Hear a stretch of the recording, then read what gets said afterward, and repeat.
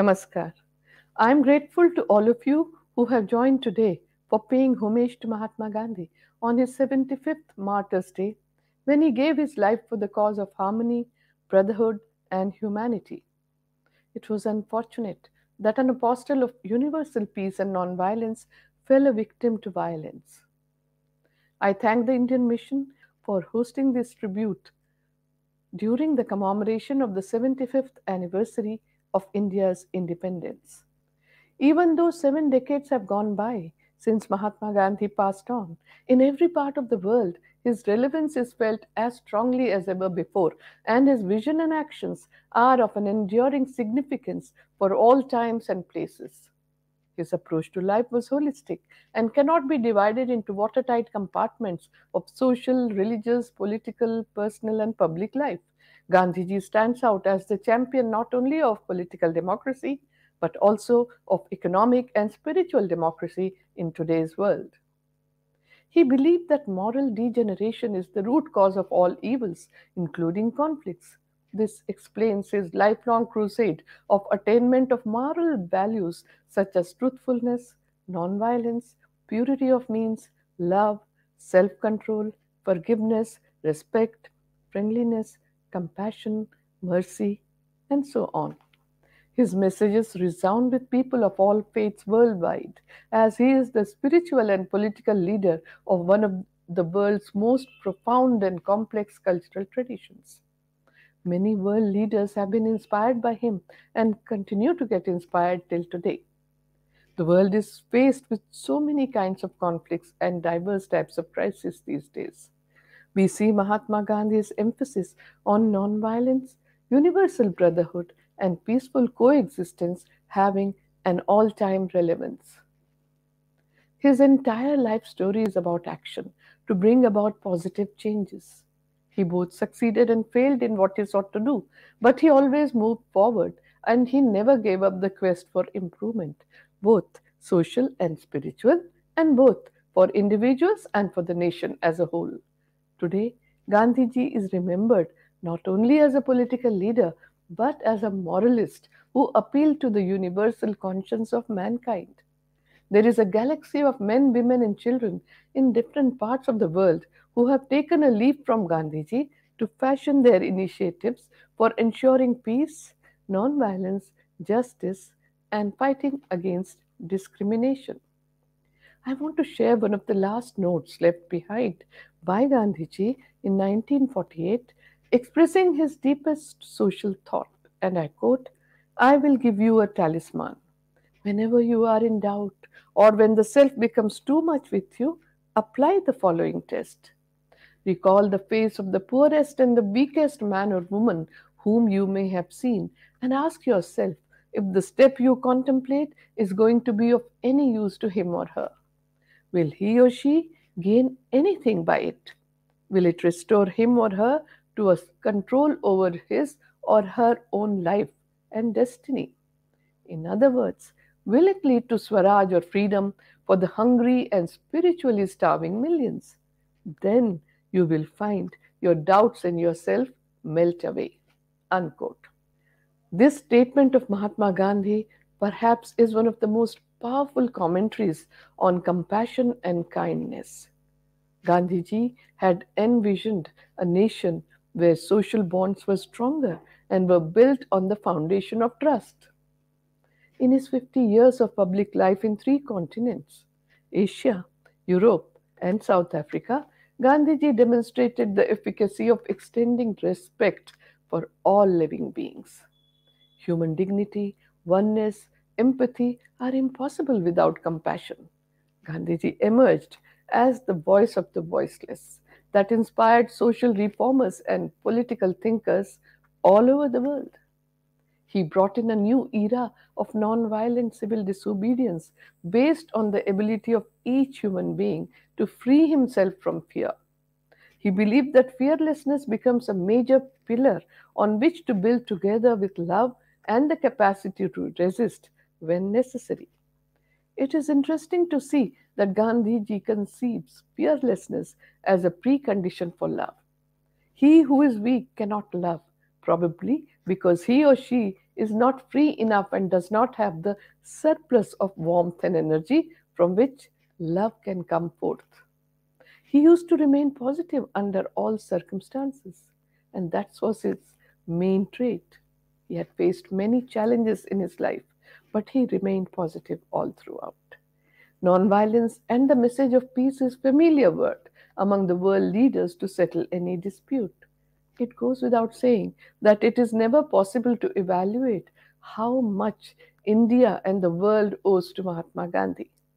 For Gandhiji, peace was not an end by itself. Rather, it was only a sort of means to ensure better welfare for the mankind. According to Gandhiji, violence leads to concentration of power, whereas non-violence encourages decentralization. We must learn from his experience of non-violent actions or resistance from a global perspective. Mahatma Gandhi's lifelong quest was in the pursuit of truth. In fact, he even had said that truthfulness is more important than peacefulness. He was following an ancient tradition of using spirituality as a basis of social change. His approach was always aimed at appealing to the head and the heart. Gandhiji's life provides an excellent role model of the ways of spiritual development in his crusade to oppose the unjust system.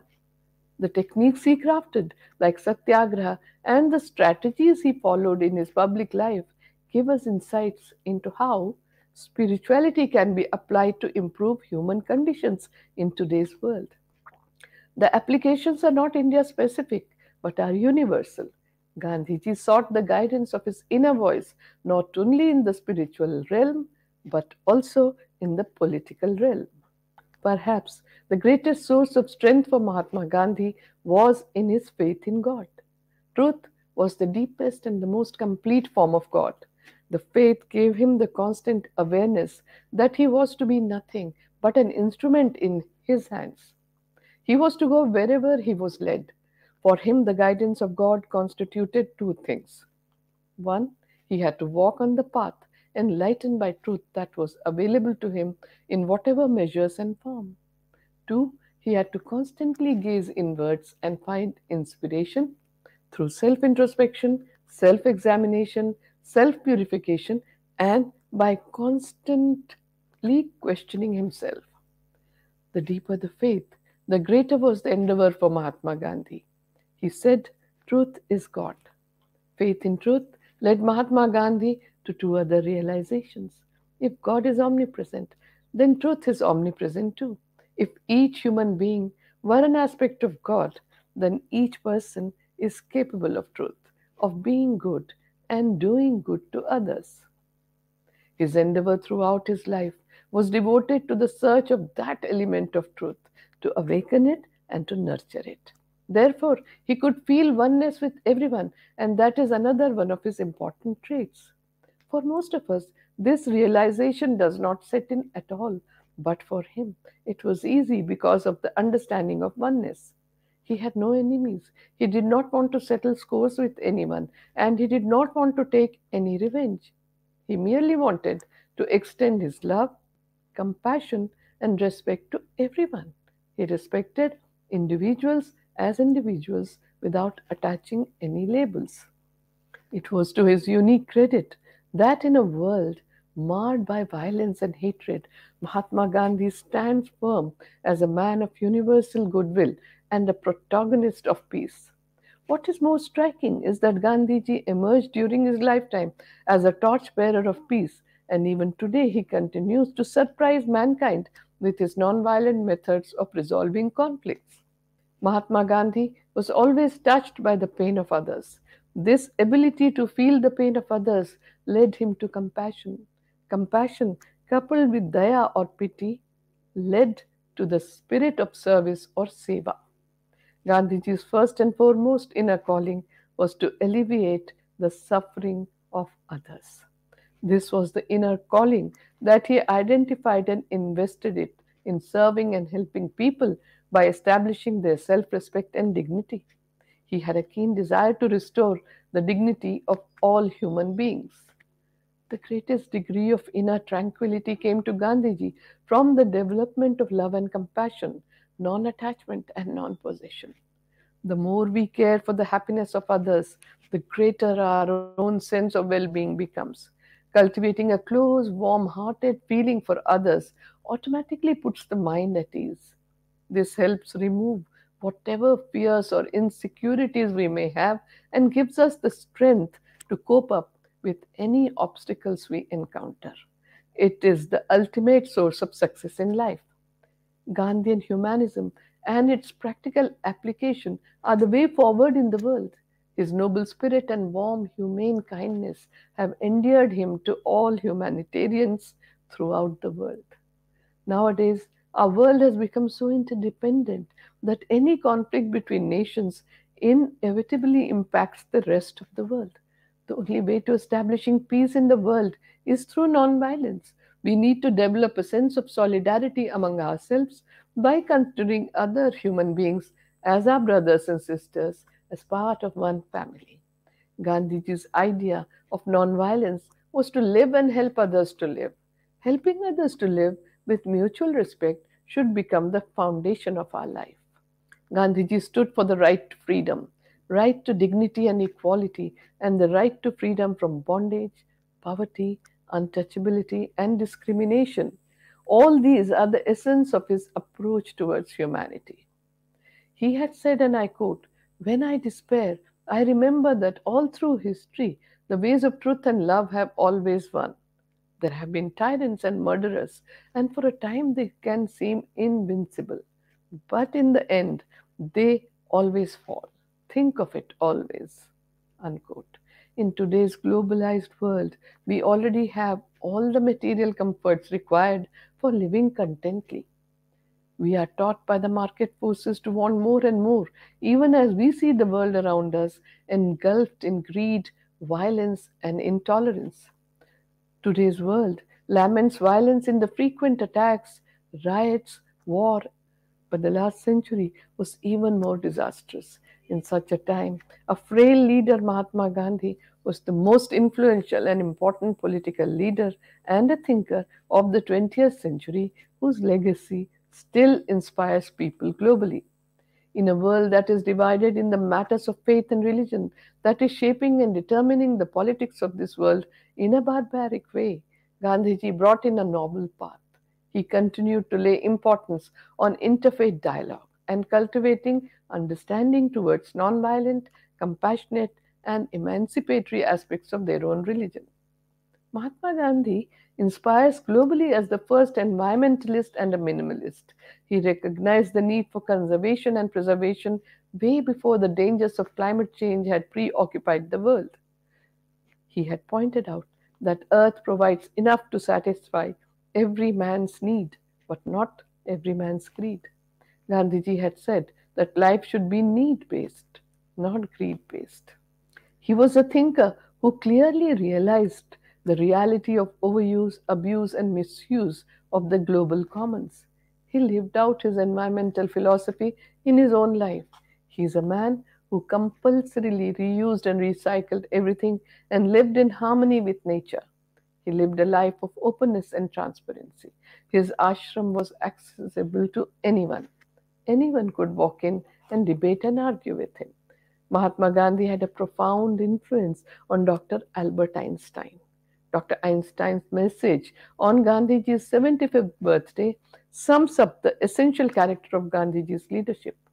Dr. Albert Einstein said, and I quote, "A leader of his people, unsupported by an outward authority, a victorious fighter who always scorned the use of force, a man of wisdom and humility who has confronted the brutality of Europe with the dignity of the simple human being and at all times risen superior." Unquote. Gandhiji realized early in his life the importance of humanity, love, and kindness to other living beings and acted upon it. He kept humanity in high regard, which gave a deep meaning to his life. Throughout his life, Gandhiji was a humble servant of India and of humanity. And he said, and I quote, "I believe in absolute oneness of God and therefore also of humanity." What though we have many bodies, we have but one soul. The rays of the sun are many through refraction, but they have the same source. It comprehends the whole of humanity. Its realization would thus mean the establishment of the kingdom of heaven on earth. Unquote. He respected all humans as one and only one, regardless of caste, creed, religion, and race. This oneness brought peace and harmony. He maintained that the future of humanity lies in this oneness, and we should broaden the outlook on humanity so that the whole human race can live in peace. Gandhiji always held service in high regard and realized God through service of humanity. He maintained that the dignity of humankind lies in equality and justice for all. He said the dignity of human nature requires that we must face the storms of life. Today, humankind is reeling under various kinds of social tensions and imbalances, disturbing his peace. In such a scenario, Gandhiji's words to believe in the possibility of permanent peace are prophetic. When peace and harmony become the main cause of every kind of service rendered to the nation and its people, it becomes the service of God. We have a unique opportunity to take the lead and open a new page in human history by learning from Gandhiji to address the global challenges. It is because our own human existence is so dependent on the help of others that our need for love and compassion lays at the very foundation of our existence. Therefore, we need a genuine sense of responsibility and a sincere concern for the welfare of others. Mahatma Gandhi gave his last interview to Margaret Burke White, an American photographer, in the early afternoon on 30th January 1948, and it was to be his last message of compassion to mankind, in which he told her that nonviolence is the greatest force at the disposal of mankind. It is mightier than the mightiest weapon of destruction devised by the ingenuity of man. Gandhiji had further said, I do not believe in shortcuts which involve violence.